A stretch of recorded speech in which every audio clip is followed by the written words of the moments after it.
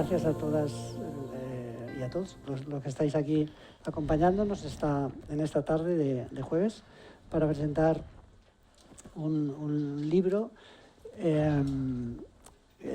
que tiene un título especialmente sugerente cuando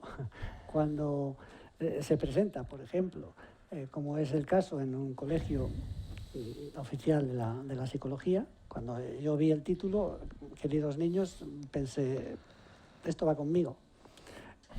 Es un título sugerente, pero es un título que encierra, lógicamente, muchos misterios simbólicos y absolutamente representativos de lo que en la realidad política, institucional, de las relaciones entre el mundo de los adultos encontramos a veces, ¿no? Y es efectivamente comportamientos un tanto infantiles.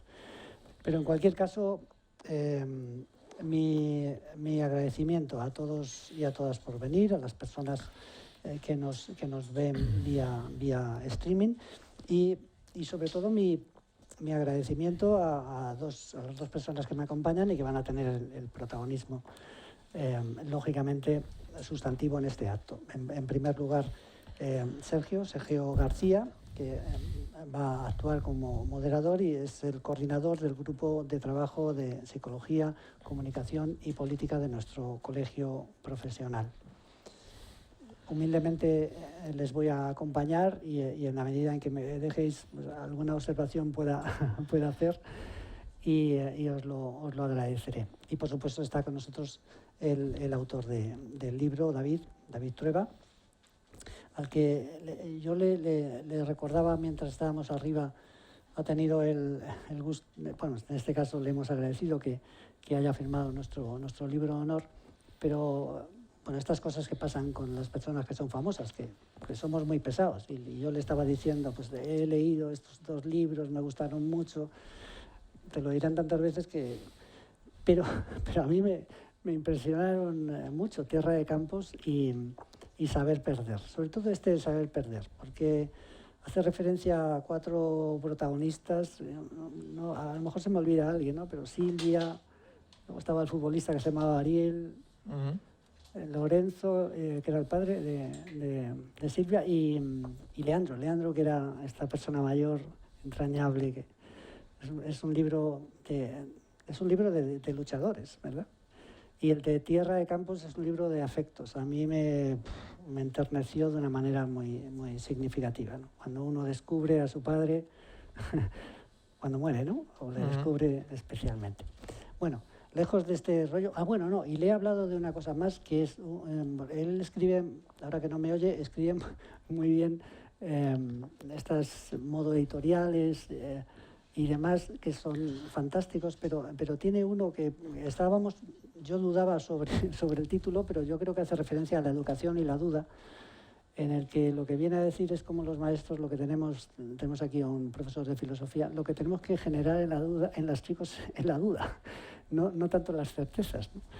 Bueno, en cualquier caso, disculpadme esta digresión en relación con determinados temas y muchísimas gracias por acompañarnos. Y Sergio, tienes la palabra.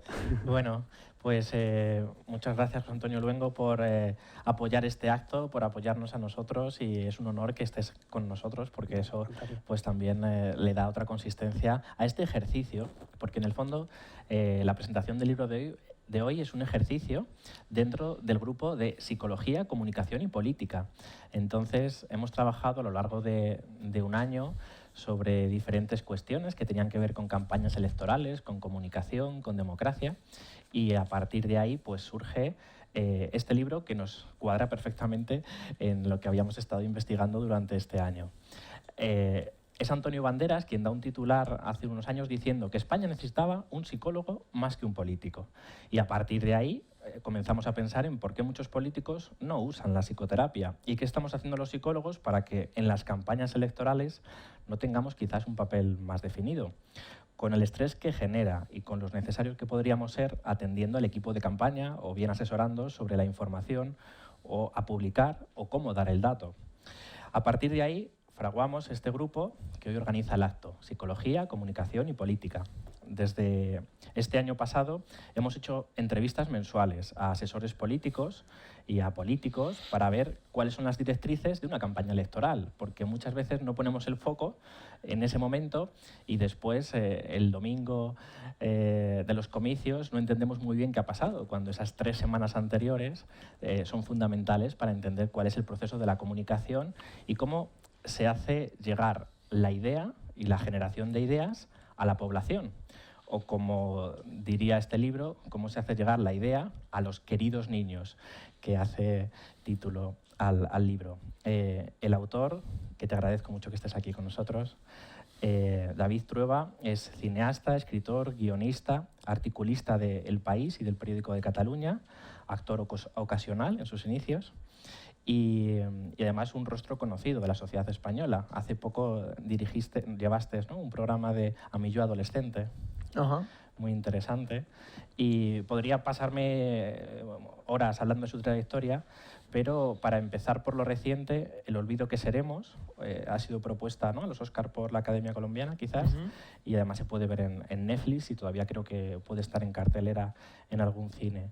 Y trata también sobre esto, sobre una persona buena que se mete a política, y os lo recomiendo, es muy entrañable y uno sale del cine conmovido y removido al mismo tiempo. El director de El olvido que seremos es Fernando Trueba, y David ha sido guionista de La niña de tus ojos, de Balseros, que además fue nominada al Oscar, y director de varias películas, por ejemplo, Obra maestra, La buena vida, y Casi 40, La silla de Fernando, o la serie de televisión, que es muy divertida, que fue de Jorge Sanz. Entre sus libros, que ya hemos hablado de ellos antes, en Petit Comité, 4 amigos, Blitz, Saber perder, Tierra de campos, Abierto toda la noche, y ahora el libro que nos convoca, que es Queridos niños. Libro conversacional, que pone a disposición del lector lo que pasa en una campaña y de alguna manera, a través de un manual de instrucciones, nos habla de los medios de comunicación también. A partir de ahí vemos cómo estas cuestiones que tienen que ver con la democracia y con la comunicación convergen fundamentalmente a través de las historias divertidas y cómicas que se presentan en el libro. Y queríamos saber, David, ¿por qué este libro en este momento y a raíz de qué nace el libro? Y gracias por estar con nosotros. Nada, a vosotros, encantado de estar aquí y de vuestra invitación. Los libros es siempre una pregunta como obligada, pero al final es difícil precisar exactamente dónde nace un libro, ¿no? Porque se produce muchos años atrás y ha habido un proceso muy, muy largo de concreción, de exactamente qué quieres contar y hacia dónde quieres llevar el libro, que en ocasiones se separa tanto de la idea original o de la primera chispa que encendió el libro. En mi caso, este libro empieza, o yo creo que empieza, porque una cosa es lo que uno tiene en su cabeza y otra cosa es la realidad. Pero yo tengo la sensación de que empezó hace en torno a 15, 16 años, en que me ofrecieron un cargo político. Ajá. Entonces yo estaba tranquilamente, no estaba en mi casa en ese momento, pero podría haber estado. Estaba en Barcelona porque había ido a alguna cosa de trabajo y había comido con unos amigos y estaba volviendo al hotel y de pronto me sonó el teléfono. Yo no suelo coger las llamadas no identificadas, pero bueno, un día es un día, ¿no? Siempre piensas que puede ser Scarlett Johansson y dices, bueno, vamos a darle una oportunidad, tampoco hay que cerrarse en banda, ¿no? Y entonces mi sorpresa fue que era una persona que me conocía, que nos habíamos visto, y que ejercía de interlocutor entre, digamos, el poder político de ese momento y yo. Y entonces me dijo, oye, mira, es que estamos tal aquí bueno, es que no quiero precisar mucho qué era porque no me gusta presumir de lo que rechazas, ¿no? Ajá. Es decir, uno debe presumir de lo que ha hecho, pero no de lo que ha dicho que no, porque parece como que tú lo hubieras hecho mejor, ¿no? Pero entonces me sorprendió la propuesta, porque yo no soy una persona de relaciones políticas, no lo era, una persona mi trabajo y de mi tal, pero no tenía, digamos, relaciones en esos mundos. Y al mismo tiempo tenía su justificación, bueno, lo que fuera. Uno siempre se siente elogiado de que te tal. Y entonces me dijeron, lo único, nos tienes que dar una respuesta rápida. Sabéis que estas cosas se cuecen a toda velocidad. Yo creo que precisamente para no dejar a la gente pensar mucho. Es como una estrategia. Sí, es una estrategia. Venta por impulso. Sí, yo creo que sí, que cuando no son profesionales les atrapan un poco de dos maneras. Una, con el elogio, que no deja siempre de ser un arma de sometimiento, ¿no? Es decir, a ti cuando te elogian y cuando tal, pues hay un momento en que, pues sí, ¿no? Tírate, que lo vas a hacer muy bien, ¿no? Y la otra también, obviamente, el propio ego, ¿no? De una persona que de pronto tú te dedicas a una cosa, pero dices, ¿podría hacer esto? En mi caso, creo que también por mi forma de ser, no necesité ni siquiera la media hora que me concedían, sino como a los 3 o 4 minutos, porque me quedé un poco paralizado, de reconocer, pero a los 3 o 4 minutos les llamé de vuelta, dije, oye, que no os quiero hacer perder tiempo, que no. Pero el cargo en sí, que recogió inmediatamente, porque efectivamente la decisión tenía que ser muy urgente, porque a la mañana siguiente se hizo público, ¿no? Y entonces yo vi la persona que había dicho que sí. El pobre inocente o la pobre inocente que en su ingenuidad o quizá también en su vanidad no había tenido la fortaleza que yo había demostrado en ese momento para decir que no, y me produjo una enorme ternura hacia esa persona a la que no conocía, pero que a partir de entonces pasó a ser, y esto no, supongo que vosotros lo vais a entender mejor que nadie, como una especie de otro yo. Es decir, era como una proyección de, y si yo hubiera dicho que sí, sería este. Y entonces empecé a hacer un viaje acompañando a esa persona, casi te diría que solidariamente, en lo que fue su desempeño de ese cargo, que duró entre un año y medio, 2 años, me parece que creo recordar, pero que fueron intensos y de mucha exposición, claro, porque era un cargo lucido, ¿no? Y de responsabilidad. Y yo iba viendo las noticias, los periódicos, los telediarios y decía, Dios mío, ¿qué haría yo aquí? ¿Cómo habría resuelto yo esto? ¿A qué me enfrentaría yo aquí? Y todo el rato eso me divertía, porque yo soy una persona que me gustan mucho esos juegos. Además, yo creo que en la novela, en toda creación, hay un ejercicio de proyección. Uno no puede escribir de nada si no es capaz de situarse en ese lugar, y además es lo que quieres que haga el lector, de situarle en un lugar que muchas veces no es el suyo.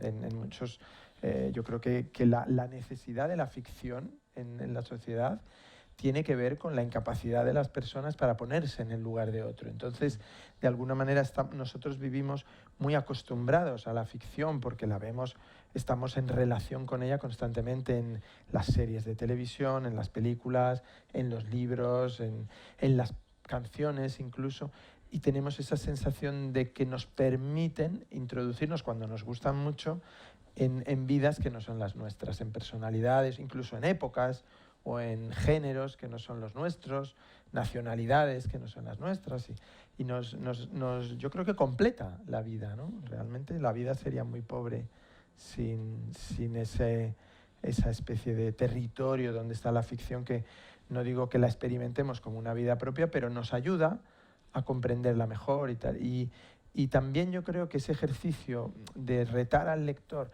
a introducirse en un sitio donde no está, en una personalidad que no es la suya, en una opinión que no es la suya, incluso cuando hay un desarrollo ideológico también, a ser posible que no sea el suyo. Yo no soy mucho de los convencidos, ¿no? De que me guste que me digan lo guapo que soy o lo listo que soy, sino que me pongan en duda. Hablabas antes, creo que esa necesidad de colocarse en el lugar del otro, de decir, ¿y yo qué haría? Pues ese intervalo de 1 año y medio, 2 años, fue muy intenso en mí, como la experimentación de lo que era una carrera en la política, ¿no? O por lo menos accesoriamente, pero en la política. Y de ahí nace la idea de tratar eso literariamente. Pero durante unos años no encontré exactamente el modo de encarar esa historia. cómo era narrativamente, a dónde me llevaba. Entonces, sí, empiezas a tontear con la idea, bueno, pues una persona que tiene un cargo, una responsabilidad, una persona que es candidato, tal. Y un día, seguramente influido había un asesor de campaña norteamericano que llegó a tener cuando en España apenas, tú ahora has hablado de que la psicología todavía no está muy presente en el entorno, digamos, de los políticos, pero sí está ya presente el marketing, sí está ya presente la relación mediática, incluso eso que se llama el spin doctor o el jefe de estrategia, que ahora ya conocemos nombres y tenemos personas que identificamos con esa labor, ¿no? En un tiempo ha sido más los sociólogos, que han sido como los asesores. Ahora acaba de morir Pedro Arriola, que durante unos años fue como, digamos, esa especie de gurú de Aznar y de Mariano Rajoy. Pero antes de esto había un asesor norteamericano que se llamó Karl Rove, que fue muy importante en la campaña de George Bush y que fue una persona con mucha presencia y que a mí me atrajo. Y entonces un día pensé, ¿y si hacemos un desplazamiento y en lugar de contar la historia desde la persona que ejerce o que tiene que presentarse como candidato, la trasladamos a la persona del entorno que participa de esa campaña, pero que no deja de ser un profesional? Y entonces fue desarrollándose este personaje de Basilio, que es el protagonista de Queridos Niños y que es esta especie de profesional cínico que tiene casi que ver con lo que los americanos llaman una pistola de alquiler, ¿no? Es decir, alguien que trabaja para alguien pero que no se implica emocional ni sentimentalmente, sino que pone a su servicio su conocimiento y que por lo tanto, claro, eso te permite contar la novela desde un lugar un poco fuera de lo que está sucediendo para jugar o para dar ese juego de observación también al lector, ¿no? Al final, yo creo que las dos cosas principales en la construcción de una novela son, aparte obviamente de sus personajes, ¿no? Es la estructura, es decir, cuál es la estructura que vas a darle al relato, es decir, de dónde a dónde quieres ir y en qué modo vas a hacer ese traslado, en qué entregas o en qué momentos, a dónde lo vas a circunscribir. Es decir, la vida humana es muy grande, en el mejor de los casos. Las novelas las constriñes a un momento o temporal o emocional. Luego también el otro elemento, yo creo, fundamental es el punto de vista. Es decir, quién habla, desde dónde pones al lector a mirar, desde dónde le sitúas para que disfrute, digamos, de la novela o para que la goce y la sufra desde la silla que tú quieres que tenga. Es decir, es como lo más sencillo de explicar para cuando estás en una aula de escritura creativa, es como si viéramos un partido de tenis, ¿no? El escritor tiene que decidir si quiere que el lector esté en uno de los contendientes, en alguno de los recogepelotas, en el juez de silla, en alguno de los espectadores que están presentes en el estadio, o en un espectador de la televisión, o en el locutor que está en otro sitio, o en un niño que lo ve desde un bar. Es decir, pero tienes que elegirlo y ser consecuente con ese punto de vista, porque es el lugar en el que vas a colocar a ti mismo como escritora en primer lugar, pero luego al lector, porque esto no deja de ser una carrera de relevos. El escritor llega hasta un sitio, cuando cree que ha terminado o que da la obra por concluida, le entrega el relevo, el libro, a un lector, que es el que tiene que hacer la carrera, no de continuidad, sino seguramente a la inversa, es decir, tiene que recorrerla volviendo hacia donde el escritor ha estado, ¿no? Me gusta decir siempre que la literatura provoca un efecto físico único, que yo creo que no se produce en ninguna otra situación, que es la del encuentro de dos intimidades que al encontrarse no se anulan. Porque la intimidad evidentemente tiene un factor que es el de la soledad. Es decir, una persona, por mucho que adore a su pareja, por mucho que adore a su familia, la intimidad está quebrada con la presencia de otro, ¿no? en grado menor, obviamente, con la gente que quieres, la gente que te conoce, que te respeta, con la que convives, pero en grado mayor, cualquier persona que quiere intervenir o que quiere entrar, ¿no? Pero el lector y el autor, yo creo que es el único momento en que se produce esas dos intimidades juntas, unidas, trabajando juntos, pero que no se quiebran. Que es decir, que el lector se queda en su lugar, no es interrumpido, no es violentado, y el autor tampoco. Y sin embargo, en algún momento se puede producir ese solaparse de las dos intimidades. Así que claro, esa elección es la que determina el libro. A partir de ahí tienes libro, ¿no? Claro, es decir, que Basilio, que es el protagonista, hay un momento en el que dices, quiero el punto de vista de Basilio, que el libro dice, la misión de Basilio será cargar los discursos de la candidata de dinamita, rociar con gasolina dialéctica a sus rivales y prenderle fuego a todo a su paso. Es decir, ya vemos cómo es el protagonista. Para la política es más importante lo que se dice o lo que se hace. Queda más en el público lo dicho que lo hecho. Es más importante el envoltorio del producto que el producto mismo. O sea, vamos a ver, hay dos es que es importante. La política tiene dos esferas. Una sería la de la actividad política, de la gestión política, es decir, el poder, el desempeño del poder. Es decir, una vez que un político tiene un cargo o tiene una responsabilidad, su acción sobre su departamento es, yo creo, lo que llamamos la política, ¿no? El problema es que ahora se ha añadido, bueno, no ahora, es decir, en los países democráticos se añade un elemento, que es que para llegar a esa posición, a ese desempeño, suele haber un concurso anterior.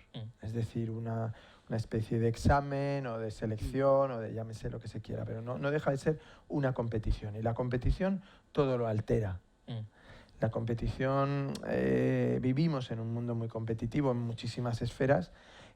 La gente además entiende los mecanismos de la competición, pero no entiende casi ningún otro mecanismo de la sociedad. Es decir, hace una lectura de ganadores y perdedores, hace una lectura de primeros y segundos, hace una lectura de medalla de oro y de último clasificado, pero no se da cuenta de que hay muchos elementos en la sociedad que no tendrían por qué someterse a esa competición, pero que se ven así, ¿no?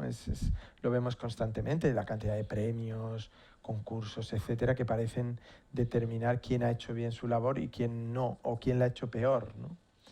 Yo, que también trabajo en el mundo del cine, no me deja de llamar la atención la idea de que alguien pueda creer que una interpretación es mejor porque gana un premio sobre otra interpretación que no ha tenido ningún premio. Es decir, la interpretación será buena o mala en cuanto a que encarna lo que se ha propuesto el que ha escrito y dirigido la película, no en el lucimiento. O sea, es completamente absurdo, ¿no? El rango, digamos, de importancia que tiene el concurso. Pero bueno, se ha impuesto mediáticamente y por lo tanto tenemos que aceptarlo, que la gente te diga, no sé quién es un gran actor porque le han nominado al Oscar o porque ha ganado el Goya o por tal, y tú dices, pero ¿están premiando al actor? ¿Están premiando al personaje? ¿O están premiando la unión de las dos cosas? ¿O qué estamos premiando? Yo no lo acabo de saber muy bien, pero estás obligado a participar. Es una forma además de marketing de la industria. Bueno, pues adelante. Y la política también. Y por eso, de alguna manera en el libro, yo, pese a ser muy crítico, tengo una cierta empatía con los políticos, porque vengo del mundo del espectáculo y por lo tanto, cuando les veo ser empujados al mundo del espectáculo, siento piedad hacia ellos, porque claro, yo entiendo que la vida de Rafael o de Charo López o de Concha Velasco o de Julio Iglesias es una vida del mundo del espectáculo, y con todos sus pros y sus contras, con todos los elementos que eso les pueda llevar de felicidad, de infelicidad, de frustración o de no frustración. Pero se han preparado para eso, están, de alguna manera, conocen ese entorno al que entran, o si no lo conocen, lo van conociendo a medida que empiezan a desempeñar su labor. Pero un político en general no es consciente de pertenecer al mundo del espectáculo hasta el momento en el que le lanzan a una campaña electoral. Es decir, yo tengo serias dudas de que Yolanda Díaz o Nadia Calviño o que vienen a lo mejor de un mundo más discreto, una de la abogacía, la otra pues de una posición económica muy oscura y muy discreta que nadie conoce, cuando estos les lanzan a la primera línea, o sea, les cambia el chip completamente, ¿no? Entonces, la campaña electoral, además, en este caso permanente, ¿no? Porque se ha ido convirtiendo en permanente, hace que los políticos tengan un elemento de espectacularidad muy importante. Entonces, claro, tú me preguntas, ¿qué es más importante en un político, lo que hace o lo que dice? Te diría que hay dos franjas, lo que hace cuando puede y cuando lo desempeña, pero en todo lo anterior, el político es una representación, no deja de ser un teatro en el mejor sentido de la palabra, no en el sentido peyorativo, sino en el sentido apreciativo. Es un teatro, como vemos, ahora estamos viviendo una campaña electoral en Castilla-León y es una campaña que ya, es decir, es la desmesura, ¿no? de la campaña sin ningún contenido, ¿no? Es una campaña donde la gente se hace fotos con vacas, ¿no? Es decir, vamos viendo elementos que estaban muy asociados al mundo anglosajón, a la espectacularidad de la campaña norteamericana, que no eran habituales en nosotros, pero que lo van a ser, porque de hecho yo te diría que ya lo son. Entonces, ¿qué importa? Pues, como dice el protagonista del libro, si los españoles, me parece que es el 72-73%, reconocen informarse a través de los titulares de su teléfono móvil para conseguir o seducir a esas personas, a ese 70 y tantos por ciento, que son, ¿no? 3/4 de la población, necesitas llegar a ellos por medio de ese impacto. Es decir, ya no existe el político que puede ir a dar un discurso al casino del pueblo o que puede tener un coloquio con los empresarios y luego unos días después un coloquio con la gente del mundo sindical, unos días después con la gente del mundo universitario, unos días después va a tener un debate con los sanitarios. No, ¿qué dices? Eso ya no tiene ningún impacto, ninguna relevancia pública. Entonces van buscando un impacto muchísimo más mediático, un impacto muchísimo más audiovisual, porque además tiene ese componente que son medios audiovisuales, es decir, una foto o una imagen, una salida de tono, un titular. Y entonces, claro, al buscar eso, sus equipos, que están formados por gente que casi siempre viene del mundo mediático también, es decir, periodistas, personas de ese mundo del estudio sociológico, pero también de la escritura también un poco narrativa, en ocasiones incluso guionistas. Yo he llegado a conocer incluso un guionista de buena fuente que escribía chistes para un candidato a la Generalitat, porque en unas encuestas había salido que su mayor defecto era que era muy soso. Entonces, qué mejor para la sosería que contratarle a un guionista de un show más televisivo humorístico, ¿no? Pues eso está a la orden del día, ¿no? ¿Y qué se busca con eso? Se busca llegar a ese impacto, esa conexión comunicativa, ¿no? Al final, ¿quién empezó, ¿no? Es como cuando coges a dos niños pegándose en el patio. Cuando empiezas a remontarte a dónde empezó la trifulca, no sabes. O sea, era como hacía mi padre, le daba un cinturonazo a los dos y ya está, tan tranquilo. No voy a preguntar quién ha empezado esto, siempre decía. Pues un poco nos pasa lo mismo. Cuando observamos la sociedad que tenemos, es muy difícil saber quién empezó a degradar, quién empezó a desbaratar, quién empezó a infantilizar. Sí, la sociedad con su modo de comportarse y de informarse, o los elementos, digamos, de relevancia con el deseo de infiltrarse en esa sociedad. Es decir, ¿quién obligó a quién a lo que yo llamo la rebaja, ¿no? Es decir, a rebajar el listón para ser compartido entre todos. Es decir, mucha gente se queja desde una cierta soberbia, ¿no? Los políticos. Hay dos expresiones que se usan muy habitualmente. Los políticos, siempre referido a unas personas que hacen una labor y que nunca te parecen estar a la altura, Es decir, siempre son mejores los de hace 25 años, siempre son mejores los de otros sitios y siempre son mejores cualquiera de los tuyos que los políticos. Luego la gente va a una reunión de escalera y ya se da cuenta que los políticos, o sea, no sé, que el Parlamento no es tan raro con respecto a la reunión de la comunidad de vecinos, suele ser bastante paralela. Y luego está la gente, la expresión la gente. La gente también son unos seres inferiores que se comportan de una manera infantil, que se comportan de una manera gratuita, caprichosa, y a los cuales no perteneces. Y es raro, es raro. Es muy raro, ¿no? Decir la gente y no decir y yo, ¿no? Claro, hay un ego, ¿no? Es decir, los miramos con cierta soberbia. La gente y yo, la gente y nosotros. Sí, yo creo que sí, que vivimos en un mundo muy crítico, pero con muy poca autocrítica. Y eso nos condiciona, yo creo, nos hace más agresivos. Es una sociedad que prefiere opinar sobre los demás que opinen sobre él, que prefiere herir al otro o a los otros, incluso desconocidos, antes que encontrar lo que hay en esa actitud que repruebas, lo que hay también en ti muy parecido a eso, a lo mejor no en esa situación, pero en otra similar. Yo que muchas veces bueno, por profesores y tal, acabo en institutos teniendo que hablar con los chicos de una clase o hablarles de una película o de uno de los libros que han leído, lo que sea. Hago siempre un ejercicio con ellos, les digo, vosotros habéis visto cómo vuestros padres, que son personas educadas, que son personas que os dicen no digas tacos, no te metas en peleas, que además son en general personas con una cierta higiene social, que te dicen lo que está bien y no está mal. Vosotros habéis visto cómo cambian cuando se ponen al volante del coche. Y vosotros sois pequeños, vais sentados detrás, a veces con esas sillas con 8 cinturones, y vais viendo a vuestros padres que de pronto en el primer cruce se insultan, hijo de tal, hijo de cual, esto no sé qué, y tú les miras desde atrás y dices, pero este es mi padre, que me ha dicho que no haga esto y que no...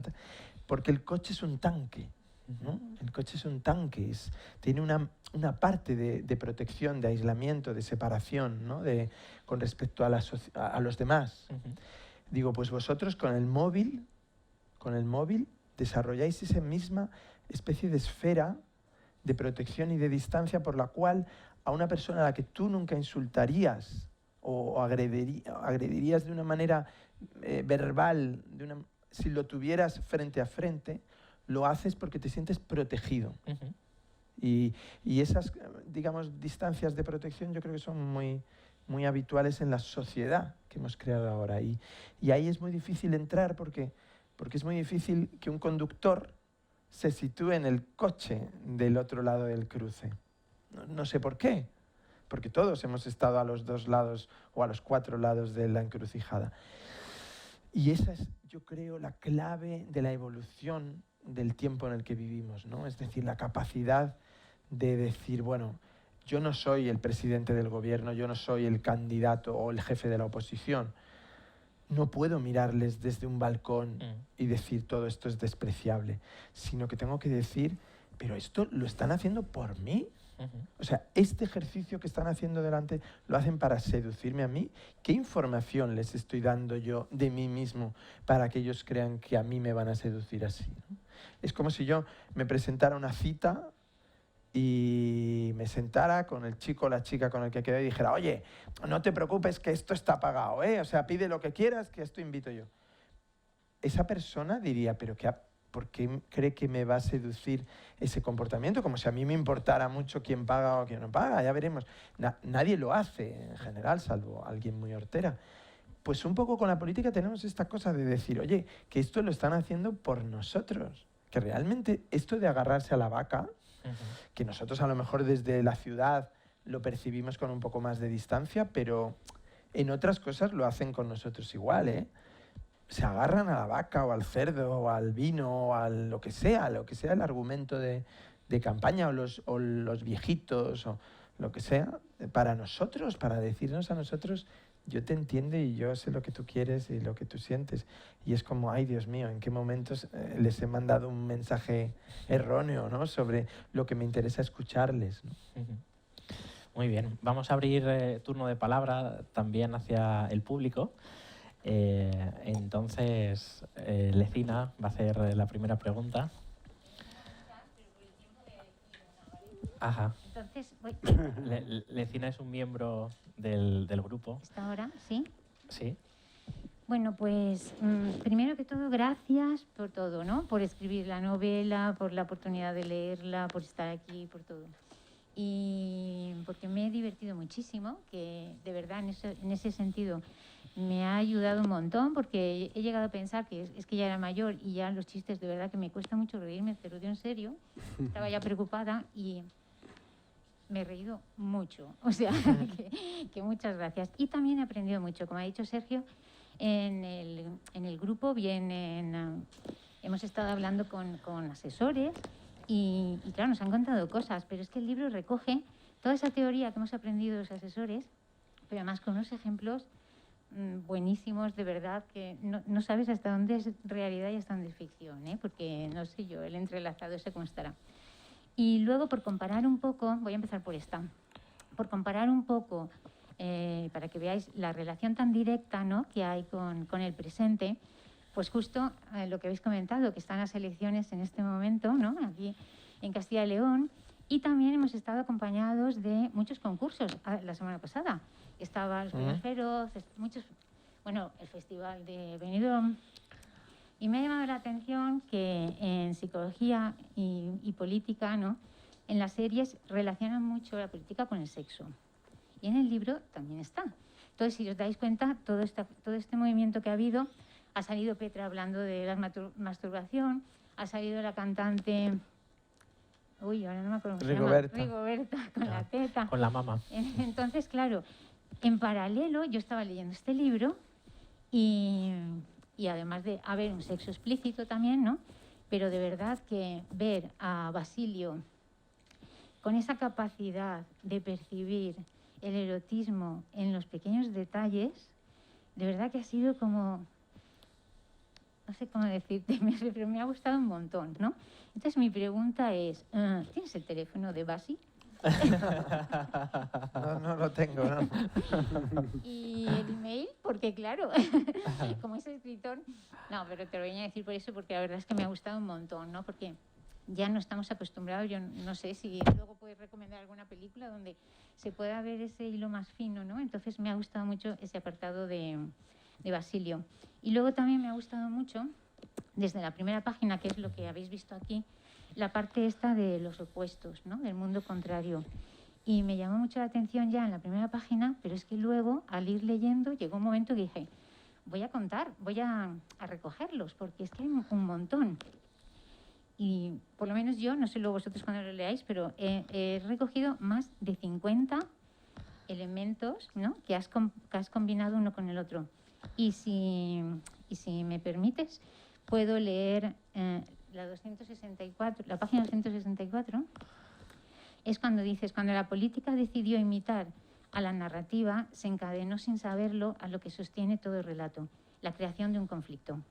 Y sin esa presencia del opuesto, es por si no nos habíamos dado cuenta, ya lo tienes ahí, del enemigo no hay... a ver dónde estoy. Sin esa presencia del opuesto, del enemigo, no hay cuento. Y no hay ya campaña electoral. Desde la psicología sabemos que la narrativa marca, encauza la forma de contar, pensar y vivir. Eso es lo que nosotros pensamos, claro. ¿Crees que los políticos inventan ese cuento convertido en historia paralela y viceversa? O sea, es como un lenguaje... ¿Lo ves como un lenguaje circular? Como si fuera la película de La Llegada, me ha recordado, ¿no? Que una cosa lleva... No en el tiempo como en esa película, pero tú ahí ¿cómo lo plantearías? ¿O qué nos quieres contar de eso? Sí, bueno, es complicado porque en la política evidentemente hay un momento en el que entran las estrategias narrativas, ¿no? Eso que se empezó a llamar hace alrededor de 10 años el relato, ¿no? Venía de la traducción literal del storytelling norteamericano, ¿no?, que consiste en hacer ver al elector o al ciudadano, hacerle ver el desarrollo narrativo de la propuesta que tienes. Entonces esto es muy común en España, digamos, todo el mundo recuerda la anécdota de la niña de Rajoy, ¿no? La niña de Rajoy, que fue un intento de ejecutarlo que no salió tan bien como cuando lo hacía Obama, porque, bueno, también importa mucho la calidad del narrador, ¿no? Y seguramente los españoles en eso íbamos por detrás. Pero lo que intentó fue lo siguiente: él tenía el minuto de oro, digamos, el minuto final de un debate, y entonces dijo, esa niña que están haciendo, no sé dónde, ¿qué quería decir? Esto se usa muchísimo, ¿no? El otro día también en la campaña leonesa, castellano-leonesa salía. Viniendo hacia acá me he encontrado a una niña. Es como que todos los políticos se han encontrado a una niña caminando hacia el meeting, y dices, qué coincidencia, ¿no? Que hubiera una niña que tuviera este problema. En la curva. Es la ejecución de eso muy, muy simplona, ¿no? Y muy simple, pero claro que está detrás. Y entonces volvemos a lo mismo. Yo me dedico a la narrativa. Me dedico desde muy niño, o sea, es decir, desde antes de saber que podría ser escritor, ya tenía digamos, el espíritu de la narrativa dentro, porque me gustaba contar historias, me gustaba que me las contaran, y sabía, o incluso de una manera intuitiva, sabía lo que contiene una narración. Cuando nosotros, y esto es muy fácil, en cualquier clase, cuando alguna vez tengo que dar alguna clase de guión, siempre le digo a la gente, digo, olvidaros de la originalidad, olvidaros de la inventiva. No es ese elemento el que va a hacer significativo lo que contáis, sino la capacidad de atraer la atención, de capturar la atención, ni siquiera atraerla, capturarla. Es decir, y eso podéis encontrarlo en una persona iletrada, en una persona que jamás, por supuesto, haya escrito un guión en su vida.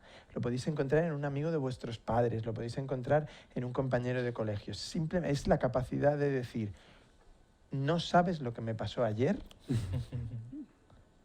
y que los demás, en vez de decir, ay, perdona, que es que he quedado con tal, digan tal. Si os dais cuenta, en la ejecución de esas primeras frases está todo el desarrollo narrativo, que está de manera totalmente sofisticada en la mejor serie de televisión, en la mejor obra de teatro, en la mejor novela, que es la de: mi madre fue ayer al dentista y casi se muere. Y entonces el otro es como, ¿qué me dices? Tal. O sea, es decir, ya te están avanzando mucha de la información. Hay otras en que te dice, cuando te cuente lo que pasó ayer no te lo vas a creer. No te está dando ninguna información, pero te está diciendo, préstame atención. Es decir, todos esos mecanismos forman parte. Todas las grandes historias contienen dentro de ellas un conflicto. Es decir, más que un conflicto, contienen la dificultad para llevar a cabo lo que se persigue. Luis Buñuel, que no era un director de cine de Hollywood, ni mucho menos un director de cine que pueda ser considerado un Spielberg, por decirlo, es decir, de historias apasionantes, es que sus tramas son desbordantes. No, Luis Buñuel es considerado un autor, es decir, una persona más intelectual que espectacular. Él decía, todas mis películas tratan de un grupo de gente que quiere hacer una cosa y no lo puede hacer. Y era verdad. O sea, las ibas viendo y tenía razón. Todas tratan... El Ángel Exterminador es su ejemplo perfecto. Unas personas que están en un lugar del que no pueden salir. Pero El discreto encanto de la burguesía es un grupo de amigos que quieren cenar y que cada vez que se reúnen a cenar sucede algo que impide la cena. Y así eternamente, digamos, en todas. Pero bueno. ¿Qué es la política? La política narrativa es plantear un conflicto. Es decir, tú quieres algo y yo te voy a decir qué es lo que está impidiendo ese algo. Todas las personas tenemos una posibilidad de desarrollo. Si es laboral, porque tenemos unos intereses laborales en nuestra industria particular.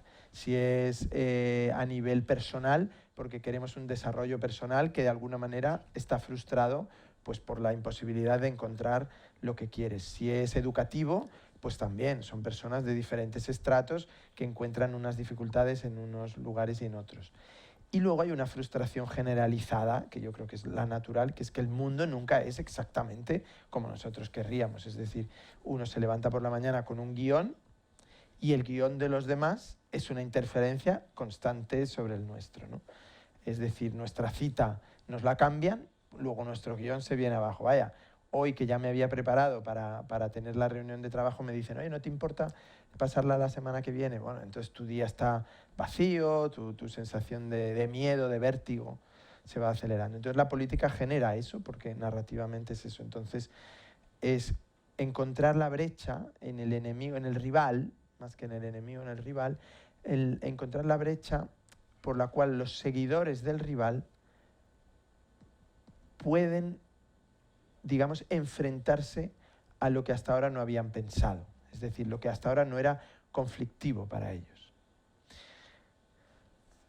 Es decir, habría que encontrar los momentos concretos donde eso sucede, pero es prácticamente todo el rato. Es decir, si un partido de alguna manera identifica al partido rival como el partido que atrae a un sector de respeto a los animales, vamos a poner por ejemplo, ¿no? Es decir, de tratar de introducir normas que vayan a favor del respeto a los animales, de la consideración de los animales, de alguna manera reducción de la crueldad con los animales, el partido rival no puede robarle esa cartera, porque es una cartera consolidada a lo largo de muchos años. Es decir, uno no puede inventarse de un día para otro. Pero sí puede introducir contradicciones en el discurso. Entonces esas contradicciones son, bueno, pero si tú defiendes esto, ¿por qué entonces...?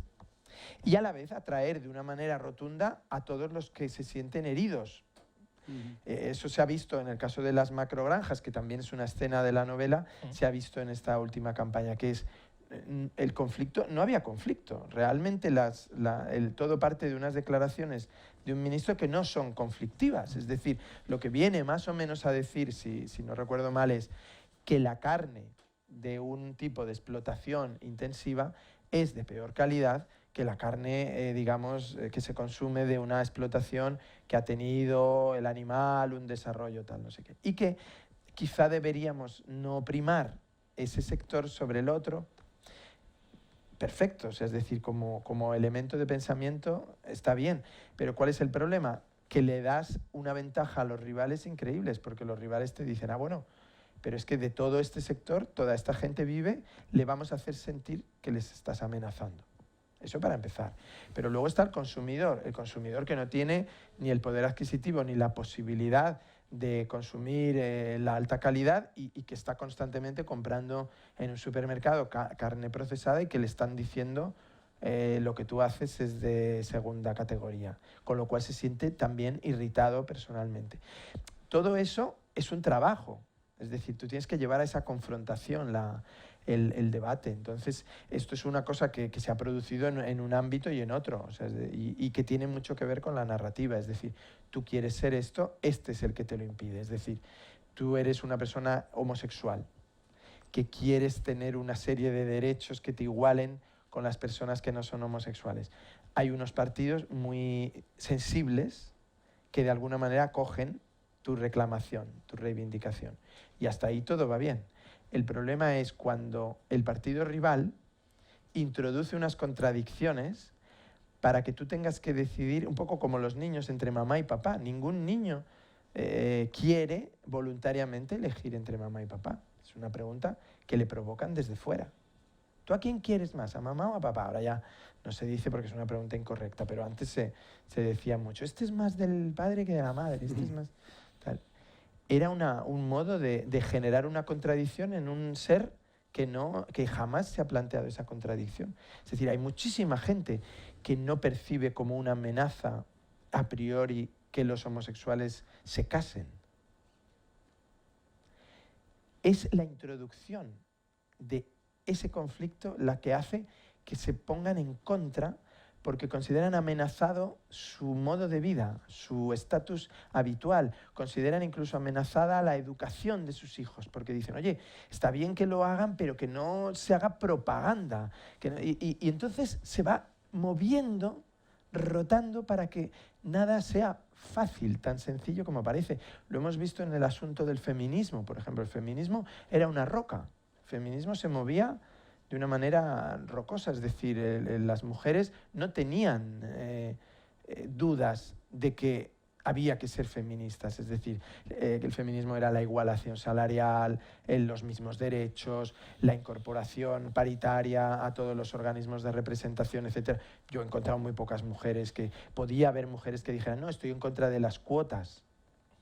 Y entonces la oposición decía, tú que eres una profesional que has logrado llegar a una situación de relevancia sin las cuotas, ¿quieres que las que lleguen vengan por las cuotas? Es decir, que te igualen con personas sin el mismo mérito que tú. Y les generaban una contradicción.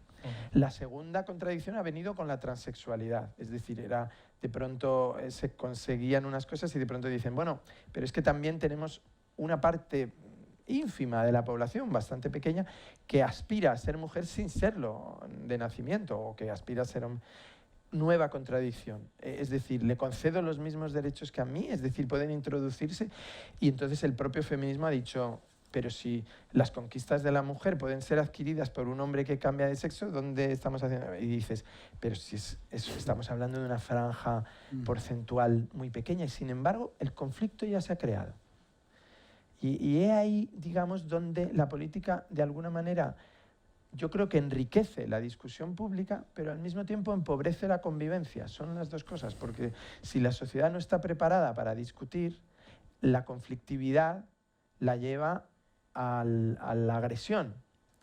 Pero si la sociedad estuviera mucho más preparada para la disensión, para la dialéctica, para la discusión, todas estas contribuciones que la complican la harían más rica. Y ese es un poco en el estatus que vive, que es por lo que mucha gente ahora dice, es que yo creo que los políticos crean más problemas de los que resuelven. Es una frase que oímos constantemente. La respuesta es sí, pero los problemas los crean para seducirte, para separarte de tu núcleo habitual, o para por lo menos meterte una cuña de escepticismo sobre lo que hasta entonces creías inamovible. Es decir, yo voto esto. El voto, en el libro también el protagonista lo dice muchas veces, el voto es como, bueno, vosotros que sois psicólogos lo sabéis mejor que nadie. Si vosotros tuvierais que analizar las razones por las que la gente vota una determinada orientación política, os tendríais que remontar en algunos casos a la infancia, a la activación cultural, al colegio en el que han estudiado, a la convivencia que han tenido en el barrio. A la familia. A la familia, por supuesto. Entonces, ¿cómo vas a despojarle a una persona de una cosa que viene casi desde niño, ¿no? La política violenta entra dentro, ¿no? Y trata de arrebatarle a este. Entonces, eso hace muy dramática la actividad política también. Entonces, todo eso es apasionante, realmente. Claro, porque incluso el voto te da identidad, ¿no? Por supuesto. Entonces, es una cuestión... Y más si tu identidad está puesta en tela de juicio o degradada. Tú consideras que se degrada. Por ejemplo, el fenómeno migratorio. ¿Por qué el fenómeno migratorio se ha convertido en una especie de arma política, de arma electoral? Porque era perfecta. El fenómeno migratorio donde más perturba es en los barrios obreros. ¿Por qué? Porque la entrada de inmigrantes no suele ser dirigida hacia los barrios ricos o a los barrios de clase media o clase media alta, sino que se instala una vez entrada, es decir, hay un conflicto que es la entrada, pero una vez superada el conflicto de entrada es el conflicto de la convivencia diaria, y esa se desarrolla en los barrios más pobres, porque el emigrante, por razones casi siempre de poder adquisitivo, de tal, acaba en esos barrios. Entonces, es un mecanismo que ha servido para la derecha más, digamos, incluso diría reaccionaria, conquistar de manera masiva el voto de obrero, el voto de la clase media-baja, que hasta ahora era un voto muy, casi siempre tendía hacia lo progresista, porque entendía que defendían las ventajas sindicales, que defendían al obrero frente al empresario, etcétera, etcétera, ¿no? Elementos que eran como comunes en los años 70, ¿no? Es decir, barrio obrero, pues barrio cinturón rojo, que se decía en Cataluña o en Madrid, ¿no? El cinturón rojo, los barrios pobres, cinturón de los barrios ricos, pues un barrio más conservador. Ahora, curiosamente, eso se está rompiendo y la inmigración juega mucho. ¿Por qué? Porque es un elemento de captación identitario y de un problema donde te hacen temer algo y por lo tanto tú eres capaz de hacer una renuncia a lo que ha sido tradicionalmente y educativamente tu inclinación política. ¿Por qué? Porque la derecha ha sabido ver, sobre todo la ultraderecha, ha sabido ver la inmigración como una oportunidad. Porque ellos nunca jamás han encontrado una solución para el conflicto, ni la ofrecen, ¿eh? Es decir, a lo máximo que han llegado es a decir que el muro, en vez del muro en México, Estados Unidos, o el muro en Melilla y Ceuta, que en vez de 3 metros sea de 10. Pero no, eso no es ninguna solución, como todo el mundo sabe, ¿no? No tienen solución. Lo que tienen es la estrategia de seducción para lo que causa ese conflicto. Y ahí los otros han sido muy torpes. No han sabido leer, ni han sabido ofrecer, ni han sabido explicar en qué medida eso es, bueno, no sé si es imposible de frenar o forma parte también del crecimiento económico de un país, lo que sea, X, pero no lo han sabido explicar. Por lo tanto, ha pasado eso que decías tú. Se ha buscado dentro de una identidad y se ha violentado hacia afuera. Claro. David, cuando leí el libro, pero sobre todo cuando te he escuchado ahora hablar del espectáculo, me ha sugerido una de las cosas que me sugirió tu novela. Nosotros con los chicos en los institutos trabajamos mucho, sé que tú pasas mucho por los institutos, trabajamos mucho la conciencia de lo que es esta sociedad del espectáculo, basado fundamentalmente en el mundo de la imagen, sobre todo en la medida en la que intentamos que reflexionen de una manera crítica sobre que lo que están viendo es a veces pura irrealidad, ¿no? Puede parecer que los adolescentes a veces son tontos, estarán desnortados, pero tontos no lo son. Digo desnortados desde el punto de vista, por supuesto, cariñoso y muy ligado a lo que es lo que nos dice la neurología, ¿no? Esta poda neuronal que tienen y demás. Pero son muy capaces y sobre todo de entender... desnortados quizá en referencia a nuestros puntos cardinales, nuestros puntos de vista, no a los de ellos. Y eso es absolutamente fantástico. Pero recordaba el libro de Guy Debord, yo creo que de los años 60, del siglo pasado, La sociedad del espectáculo. Este hombre, que fue un auténtico visionario, él decía... Bueno, hay una reseña de él que dice: a través de las 221 tesis del libro, Debord trata el desarrollo de una sociedad moderna, en los años 60, en la que todo lo que una vez fue vivido directamente se ha convertido en una mera representación. Y argumenta que la historia de la vida social se puede entender como la declinación de ser en tener y de tener en simplemente parecer. Esta idea que de una manera yo creo que tan ejemplificadora has puesto, ¿no? Efectivamente, la foto con la vaca y demás, este parecer permanente, este aparentar en los titulares de las noticias se ha convertido. Esta es la sociedad del espectáculo, que aparte de otras cosas, porque bueno, yo soy un profano en la filosofía, me gusta mucho, pero me sugirió releer parte del libro, porque aquí en Basilio está prácticamente lo que este hombre nos decía, ¿no? Y bueno, y esto que dices aquí, y termino, esto que dices sobre todo en la página 17, ¿no? de cómo él llega a decir, la mayoría, dice, el problema de la gente es que solo sabe guiarse por la propia experiencia. La mayoría ha renunciado a toda otra construcción mental que no pase por lo vivido, por lo ya experimentado. Por eso las mejores democracias, dice Basilio, surgen tras las guerras, tras los desastres, tras los desmanes. Y cuando aún está reciente el dolor, la memoria del daño, y con el paso del tiempo olvidan el trauma y vuelven a precipitarse hacia el fuego. Entonces esperan que los salve papá y en mitad de la noche llaman a gritos a mamá. Esta percepción de la infancia tan adulterada, ¿no? A mí me ha resultado de especial interés esta visión del espectáculo como forma de vida. Es que Guy Debord habría, por decirlo con una palabra también muy adolescente, habría alucinado de ver su tesis o su pensamiento que tenía una raíz, digamos, de la explosión de la televisión y de la explosión del cine, de ver las redes sociales, es decir, si él hubiera llegado a conocer las redes sociales, porque es la cultura del escaparate permanente, ¿no? Y ha trascendido muchísima Billy Wilder decía una cosa muy interesante, decía, los del cine no teníamos... La invención de la televisión, decía, la invención de la televisión fue maravillosa, porque los del cine no teníamos a nadie a quien mirar por encima del hombro. Bueno. Entonces siempre hay algo que vulgariza aún más lo que tú estás haciendo. Aunque tú te dediques a lo más vulgar del mundo, siempre vendrá alguien unos años después. Entonces yo creo que Guy Debord, que cuando experimentaba esa especie de lectura, ¿no? Y decía, efectivamente, todo es representación.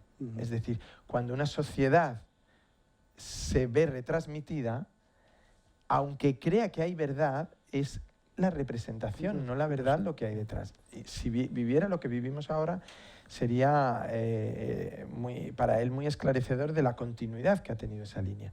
Porque ahora nosotros vivimos en un lugar en el que el ser humano, y esto los chicos yo creo que lo sufren en primera persona más todavía que nosotros, el ser humano es una marca. El ser humano se comporta como un producto. Y está expuesto como un producto. Y los productos tienen rechazo y aceptación. Los productos tienen venta, consumo o fracaso.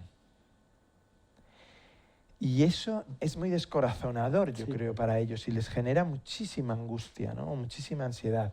Porque una persona, todas las personas creo que debemos experimentar el fracaso como una condición natural del ser humano. Es decir, yo creo que todos tenemos un componente de fracaso, de ruina, ¿no? De no haber conseguido o de no estar en el lugar, porque yo creo que lo más bonito de nosotros es lo imperfectos que somos, ¿no? O sea, es decir, nuestras carencias, aquello a donde no llegamos.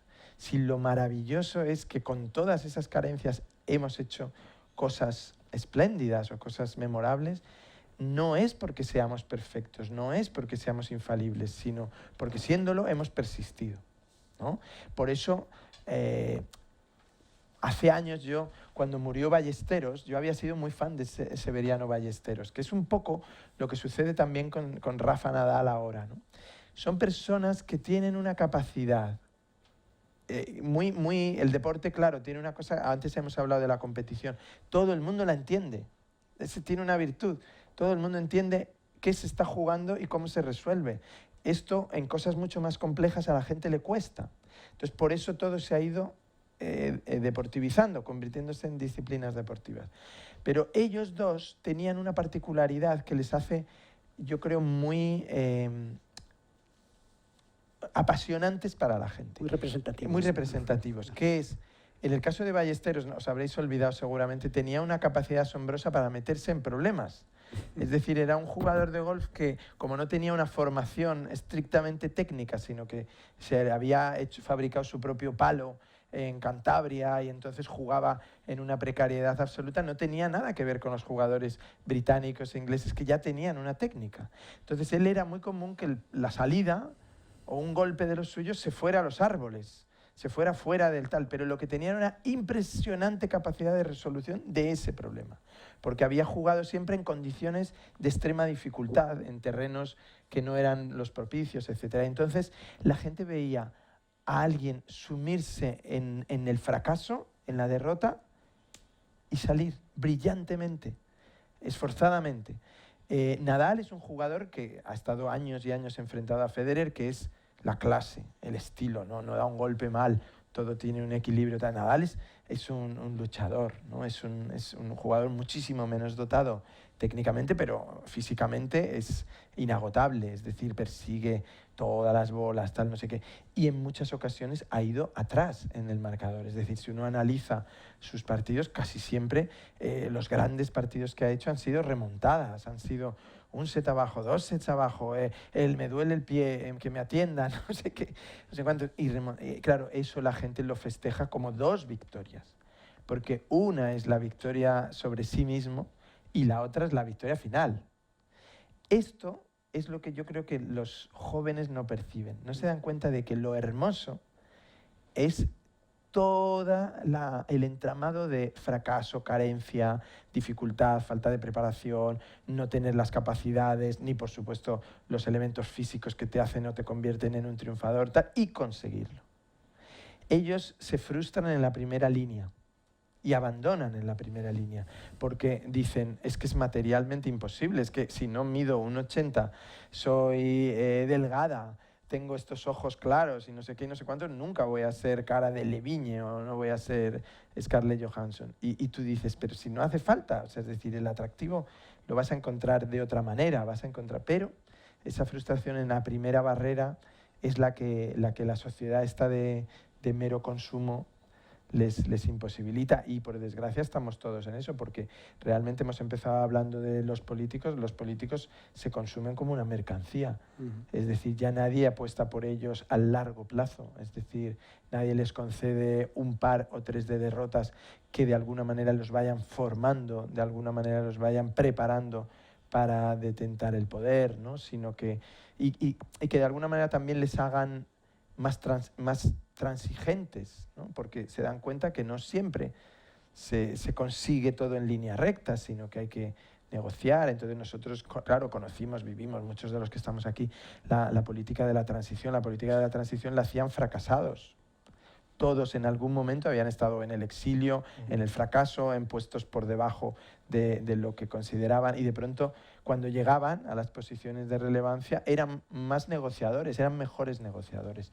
Los de ahora son muy directos, es decir, llegan desde el partido en una posición de avance. En el mundo del fútbol, yo tengo muchos amigos que se dedican al fútbol y siempre me dicen, hay una cosa muy, muy común que nunca hemos conseguido saber por qué sucede, que es que el equipo que acaba de ascender de segunda división hace una muy buena primera vuelta, pero no tan buena la segunda, porque se dan cuenta del lugar real que ocupan, pero vienen de ganar. Es como si hubiera una memoria y entonces son equipos que han jugado, pues como el Rayo este año, el tal, no sé, que han estado ganando el año pasado para ascender y que llegan a primera división, equipos mejores objetivamente que ellos, les juegan de tú a tú y les ganan. ¿Por qué? Porque vienen con esa inercia. Cuando esa inercia se corta, llega la realidad y el equipo vuelve a luchar para no descender, ¿no? Y por eso intentan alargar esa racha, o lo que se llama. Los políticos de ahora vienen desde, yo diría, la segunda división, que serían las primarias, el triunfo dentro de su propio partido, que es muy miserable, porque se ha convertido en una pelea cainita, en casi siempre ya una traición. Es muy triste que las primarias, que era un elemento de democratización dentro de los partidos, se haya transformado en un elemento de traición y deslealtad dentro de los partidos. Esto lo deben analizar ellos mismos, porque ellos mismos, cuando hablas en privado, te dicen que el problema de la política actual en España es que no llegan los mejores, sino que los mejores ya han sido descarrilados antes. Entonces, ¿quién llega? Llega el que, y siento decirlo, porque algunos de ellos, estoy seguro que incluso la mayoría, son bellísimas personas, pero llegan con una carencia importante de escrúpulos, porque han renunciado a muchas cosas para conseguir ser el jefe de la agrupación o de esta territorial, o incluso el líder del este. Y claro, eso en la negociación con el rival no es una ayuda, para nada, porque piensan que aplicar esa falta de escrúpulos en su siguiente batalla les va a reportar el mismo beneficio. Y esa es un poco la confrontación que tenemos y que estamos padeciendo, y que es realmente demoledora, ¿no? Y que yo creo que, o sea, es decir, yo analicé mucho, claro, las campañas electorales de los últimos 10 años para hacer este libro eran para mí como mi documentación. Entonces leía cosas, acumulaba papeles, veía unas cosas y otras. Y cuando tú ves, por ejemplo, la campaña de primarias de Donald Trump, es una campaña masiva. Se presentaron, no sé si eran 12, 14 candidatos por el Partido Republicano, algo inaudito en Estados Unidos, nunca había habido tantos. Él fue, digamos, machacándolos a todos, partiendo de la posición más desventajosa, porque él no era el elegido, digamos, ni siquiera era un hombre de ese partido, ¿no? Pero los iba machacando. Y esa falta de escrúpulos capitalizó su legislatura. Es decir, no, había cortado la cabeza de todos los rivales, no había escuchado a nadie, los había humillado y por lo tanto la humillación era su forma de relacionarse con otros, ¿no?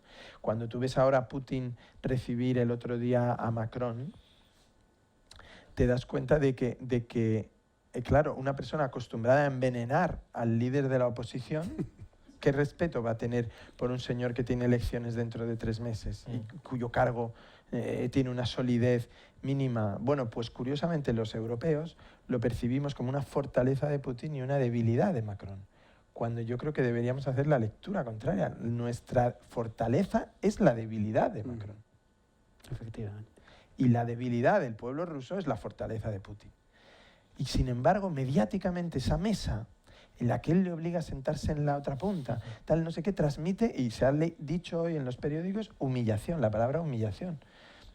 Bueno, es la humillación del fuerte sobre el débil, sí, pero es que, ¿qué está haciendo el fuerte, ¿no? Una pregunta de José María Calvo. Espera un momento, que te van a poner el micrófono. Adelante, José María. Tenía más de una pregunta, pero no sé. En principio voy a cambiar totalmente esto. De juego. Claro, yo he venido aquí un poco equivocadamente porque me he dedicado a la educación y pone queridos niños. ¿Qué tiene que ver esto con los queridos niños? Es la primera pregunta.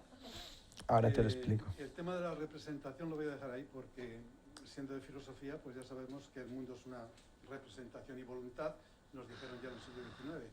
Entonces no es algo de hoy. El tema, por ejemplo, de que yo te he entendido, pero seguramente iré para otro lado. ¿Un político se abraza a una vaca por nosotros? No, se abraza por él, por llegar al poder. No, por mí no lo hace. ¿No? O sea, es para que yo le vote, en ese caso, dirías, para nosotros. Para una seducción. Para seducirnos. Y bueno, había otra cosa, pero sobre todo, lo primero que yo decía, ¿qué tiene que ver, queridos niños, con todo lo que estamos viendo aquí? Pues mira, tiene que ver, o sea, te lo explico muy sencillamente. El protagonista del libro, que es este especie de asesor de campaña, escritor de una parte de los discursos y un poco estratega también en alguna medida de una candidata, se refiere a los electores, se refiere a la ciudadanía como mis queridos niños, y constantemente habla de ellos como si fueran niños caprichosos a los que la relación se ha infantilizado mucho y por lo tanto hay que ofrecerles caramelos, ¿no? Es decir, que... Y entonces sí, constantemente se refiere a ellos, y de ahí viene el título del libro, Queridos Niños, porque precisamente el libro lo que pretende es ser una crítica del elemento político, una crítica del elemento mediático, una crítica de los elementos que están en torno a la campaña electoral, pero definitivamente una crítica a nosotros, a la sociedad que está al otro lado del espejo, porque nada más empezar dice, ¿en qué momento a la ciudadanía se le pone un espejo delante donde dicen, los políticos, yo soy más guapo que los políticos, yo lo hago mejor que los políticos? Yo creo que hay un elemento, esto que hablábamos de Macron ahora mismo, tiene algo que ver, es decir, pero ¿tú qué harías en esa situación? Es decir, no es tan fácil representar ese papel, ni por supuesto ya lo que es la pura gestión de las contradicciones que tiene una sociedad de consumo como la nuestra. Es decir, por un lado tú quieres conseguir unas cosas, expandir unas bondades, y por otro estás expuesto a los mercados. Esto le ha pasado a cualquiera que llegue con ingenuidad a la política, le han pegado 2 bofetadas en la cotización en bolsa y ya le han puesto firmes, ¿no? Ahora ha pasado en Perú, en Chile acaban de ganar unos gobernantes con cierta inexperiencia, pero que transmiten una sensación. Uno es un maestro, el otro es un chico joven, 36 años. Inmediatamente la primera acción que deben hacer es nombrar a un ministro de Economía que tranquilice a los mercados. Porque esa primera ola ya no la pueden superar. Entonces necesitan, lo primero, una barrera de contención, es decir, alguien que los mercados perciban como suyo. Este es de los nuestros, ¿no? Bueno, aparte de que, por el hecho de que yo había hecho un estudio, un máster en filosofía para niños, y me he dedicado toda la vida a ello. Bueno. Y en cuanto al segundo tema de esto de los políticos, claro, has hablado del fracaso, pero hablas del fracaso del político que es el número 1, que está arriba y tal, porque si miramos bien, En el Congreso de los Diputados hay gente que lleva 50 y 60 años ahí y le da igual ganar que perder, que ahí sigue toda la vida. Y si pierde aquí, lo mandan a Europa. O sea que eso es una cosa que explicaba muy bien Fernando Fernán Gómez en El viaje a ninguna parte. En un momento dado le explicaba al personaje de José Sacristán, que era el protagonista de la película, le decía, para ser extra o figurante en el cine, lo más importante es que no se te vea. Porque si no se te ve, es decir, un figurante ya sabéis lo que es, ¿no? Es el que está de relleno en una... Y entonces él dice, en un rodaje, hoy se rueda la escena del bar, ¿no? Entonces llaman a 20 figurantes. Y los 20 figurantes se colocan en las mesas. Si se te ve, mañana no te llaman a la escena del restaurante. Pero si no se te ve, mañana puedes estar en la del restaurante. Y eso es lo que dices tú, estos especialistas en la sombra, que están ahí, dices tú, pero, joder, ¿cuántas legislaturas lleva este? No ha dicho una palabra por encima de la otra nunca. Eso sí, aplauden y se levantan y gritan y tal, pero pasan los líderes y ellos permanecen, ¿no? Sí, bueno, también es el don de la discreción, ¿no? De la segunda... Pues mira, tenemos un grupo de trabajo que es Psicología y Artes Escénicas, que además está aquí su coordinadora, Ana Fernández, que trata sobre eso, que investigamos sobre la representación en la ficción. Claro. Eres un buen narrador porque captaste nuestra atención desde el principio y yo creo que ahí se nota. Nosotros nos interesa mucho, Sergio también pertenece a este grupo, ¿no? Nos interesa mucho la relación entre las artes escénicas y el cine, en concreto también y la psicología. Y un poco esto que acabas de decir es prácticamente lo que observamos, ¿verdad? El miedo que hay, ¿no?, en los creadores a que se cercene su creatividad, su intuición, el hecho de poder analizarlo, hablarlo, pues genera ahí, ¿no? Estamos mucho en esta dinámica de ver cuál es el punto de intersección entre lo que se hace desde la perspectiva creativa y cómo reflejáis vosotros la vida y cómo el cine hace una simulación para que podamos reflexionar sobre nuestras vidas. Es una simulación, ¿no? Yo creo que el espectador se ve en situaciones donde puede, pues, ver otros personajes, situaciones que haría yo, ¿no? Se identifica con este, con el otro, se juega ahí una batalla interna, ¿no? Y entonces es muy interesante la intersección que hay justo entre los dos campos, ¿no? ¿Qué es lo que nosotros sabemos que vosotros a veces reflejáis también? Otras veces, ¿qué es lo que sabemos que también tenemos que decir, jo, esto está fatal, es que esto no es así, esto se perpetúa a través del cine una y otra vez, ¿no? Porque yo creo que igual que nosotros tenemos nuestros discursos y entre nosotros tenemos siempre una jerga, una cosa, ¿no? También en los creadores también hay la otra, ¿no? Y entonces... sí, una vez fui a una comisaría para, no sé si era renovar los carnets o lo que fuera, y uno de los policías me conocía, entonces nos pusimos a hablar y tal, y me dice, joder, macho, lo que nos tiene atufaos es lo del el ADN, tío. Es que esto de CSI y tal, dice, nos viene gente y tal, que dice, bueno, pero podrán resolver esto con el ADN. Y dice, yo en mi vida he visto una prueba de ADN y tal, no sé cómo... Claro, la gente tiene esa... Pero fíjate, es curioso, cuando yo estudié periodismo, yo no estudié, no había entonces escuelas de cine demasiado, estaba la facultad de imagen, pero que iba más orientada hacia trabajar en televisión, ser realizador de televisión y tal. Entonces no había estudiado, estudié periodismo, luego había empezado a hacer guiones de cine, había vendido varios y con el dinero de los primeros que vendí me fui a Estados Unidos a estudiar cine, ¿no? A Los Ángeles. A Los Ángeles. Y entonces ahí tuve un profesor muy mayor, que ya estaba al borde de la muerte, porque realmente estaba muy mayor. Pero era una persona a mí me enseñó mucho y me gustó mucho estar con él. Y era uno de nuestros profesores de guión. Y entonces él un día en la clase, recuerdo, que nos dijo, para escribir un guión, lo principal es hacerte correctamente las 2 o 3 preguntas que te debes hacer. Es decir, no intentéis avanzar sin antes haceros las preguntas. Es decir, hacer una pequeña introspección sobre tal. Y entonces él nos dijo una cosa que yo venía más bien de... Porque claro, yo ya era profesional a todos los efectos, ya estaba... Pero me gustó mucho volver, después de haber ejercido un poco la profesión, volver al aprendizaje. Que es una cosa que no se suele hacer y que tiene muchísimo interés, ¿no? Si uno puede volver a ser alumno cuando ya es profesional, porque te da otra perspectiva, ¿no? Y entonces me dijo, David, la pregunta es ¿por qué? porque claro, yo le dije, pero ¿cuáles son? Claro, hay que hacerse las preguntas correctas, pero ¿cuáles son las preguntas? ¿No? Yo venía del periodismo donde se decían las 5 preguntas, ¿qué, cuándo, cómo, tal, no sé qué. Y entonces tenían que estar en el titular, luego en la entradilla tenían que estar resueltas todas estas. Ojalá se mantuviera esa escuela, porque sería todo más sencillo. Pero él me dijo, la pregunta, David, la pregunta es ¿por qué? Y yo me acuerdo que cambió totalmente mi forma de trabajar.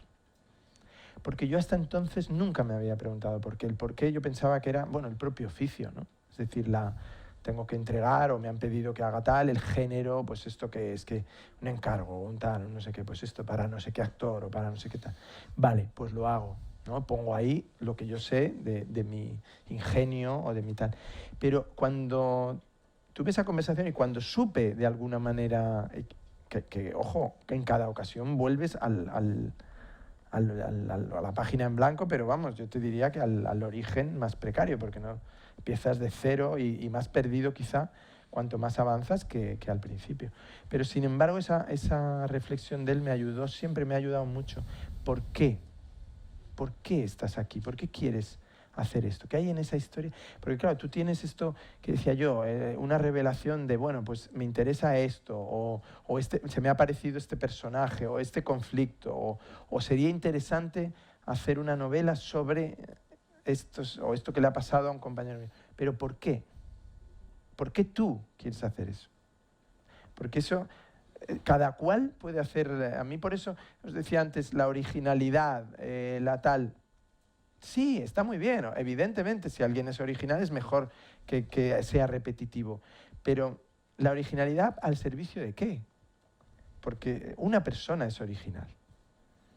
Porque una persona es irrepetible, tiene una experiencia vital, completamente diferente o muy diferente a otra. Entonces, lo importante es que su porqué y por qué a él le interesa esa historia la lleva a la historia o la conduce a un lugar que no se parece a otras o que por lo menos tiene unas particularidades que la hacen propia, ¿no? Muy bien, tenemos que cerrar ya entonces el acto. Que José Antonio Luengo, si quieres. Bueno, no hay mejor manera de cerrar estos actos que agradecer, con pocas palabras, agradecer tu presencia.